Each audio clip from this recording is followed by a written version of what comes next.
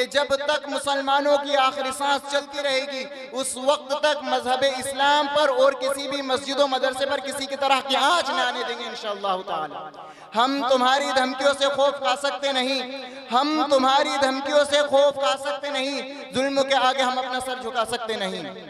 मुसलमानों, अगर वतन हमारी जान मांगे तो जान देंगे, अगर वतन हमारा माल मांगे तो माल देंगे, अगर वतन हमारी औलाद मांगे तो औलाद देंगे, अगर वतन हमारा तन मन धन मांगे तो सब कुछ देंगे। लेकिन ये नहीं हो सकता कि मुसलमान अपने नबी की शान में गुस्ताखी को बर्दाश्त करे, ये नहीं हो सकता कि मुसलमान अपने नबी की जाओ जलाल दे, ये नहीं हो सकता कि मुसलमान अपने रब के बारे में उफ तक बर्दाश्त करे, ये नहीं हो सकता कि मुसलमान आखिरत को छोड़कर दुनिया को तरजीह दे।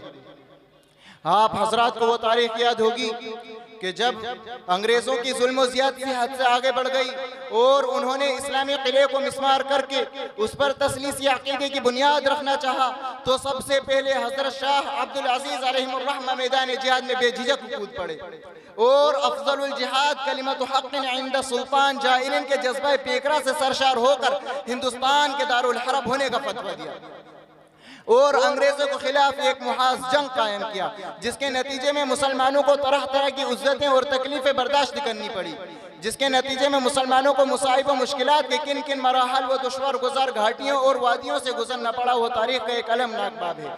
शायर कहता है कि टल न सकते थे अगर जंग में अड़ जाते थे, टल न सकते थे अगर जंग में अड़ जाते थे, पाँव शेरों के भी मैदान से उखड़ जाते थे, मुझसे सरकश हुआ कोई तो बिगड़ जाते थे, तेग क्या चीज़ें हम तोप से लड़ जाते थे।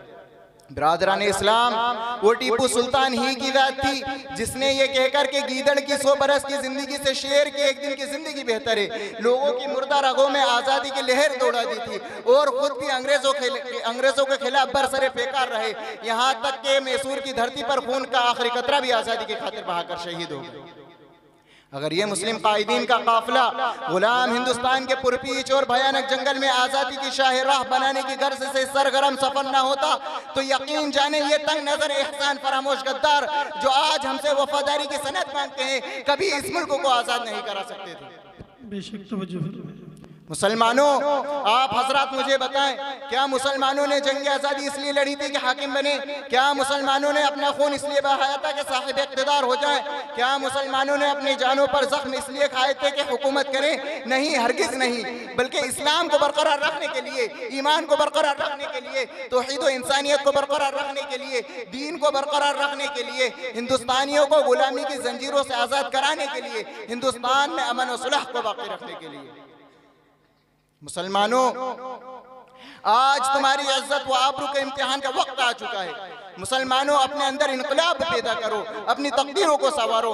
कौमों की तकदीर खुद बनाई जाती है। इन्नल्लाह ला युगय्यिरु मा बिकौमिन हत्ता युगय्यिरु मा बिअंफुसिहिम। ये एक ठोस हकीकत है, ये एक ठोस सच्चाई है। शायर कहता है, खुदा ने आज तक उस कौम की हालत नहीं बदली, खुदा ने आज तक उस कौम की हालत नहीं बदली, न हो जिसको ख्याल खुद अपनी हालत बदलने का। मुसलमानों, आज तुम्हारी इज्जत व आबरू का